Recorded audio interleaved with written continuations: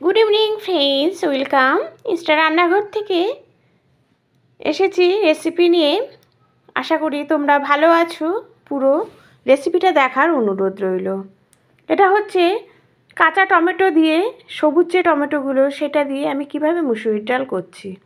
প্রথমেই আমি শুকনো লঙ্কা আর সর্ষে ফোড়ন দিয়েছি। যখন ফোড়নটা ভালো মতো তেতে উঠবে তখন কিন্তু এই কাঁচা টমেটোগুলো দিতে হবে।